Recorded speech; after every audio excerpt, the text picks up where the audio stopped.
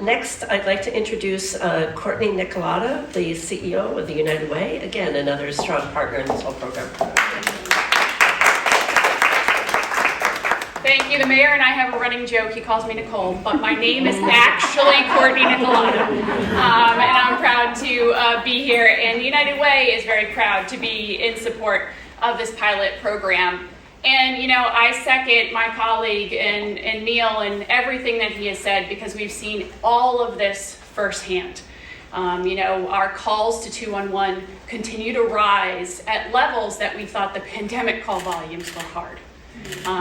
It's getting worse and worse. We're finding more of our fellow neighbors are at the point of crisis. You know, I spoke to a builder yesterday who said and talked about labor costs and land costs. He said, you know, Court, if you asked me back pre-COVID if we were in a housing crisis, I would say it's getting there. He goes, this isn't a crisis, this is a disaster. And I think it's important for us to really, truly understand not only that, but the critical importance for us to think transformational and to understand that the status quo is not working and hasn't worked for a very, very long time.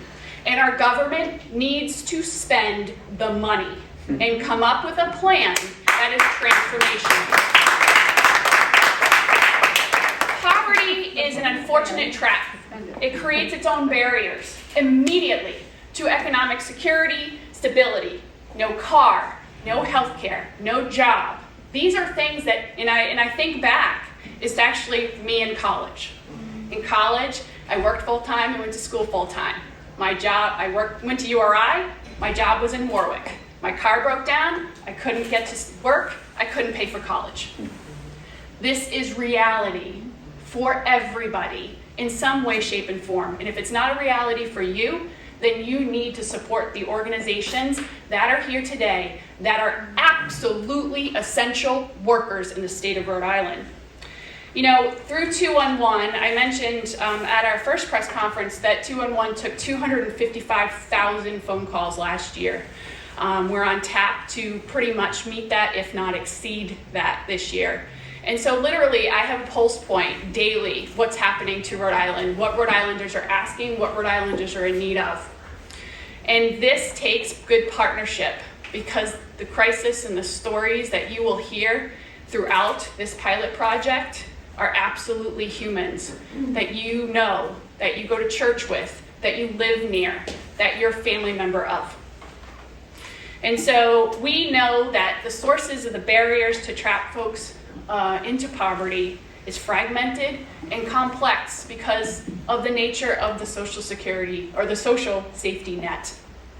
What's great is at the United Way, in partnership with many of our great nonprofit organizations throughout the state, we want to take the complexity of accessing social services out of the equation. And I'm not announcing anything today, but shortly I will be announcing a pretty transformational project that we believe will be incredible for the state of Rhode Island. Benefits counselors, as you have heard, are now available. United Way and our 211 program has provided benefits counseling for so much and for so many here in the state of Rhode Island. It is Medicare time, so we're meeting with lots of our older adults as an example. We're very grateful to Director Blue and the team at DHS for their long-term trust in the United Way and the support and resources that we provide. And so we are more than excited to hear of the data. The 4,000 isn't a surprise to me. In fact, I thought it would be a little bit more. And so we know that there is data that's going to come out of this that is going to reinforce everything that we are seeing and hearing every day. But it takes all of us. It takes our government officials, it takes our nonprofit sector, it takes mayors like Mayor Elorza to continue to find transformational, different, unique programs so that we can move forward on making the real change that Rhode Islanders need and build racial equity and opportunity for all Rhode Islanders. Thank you, Mayor, and thank you very much.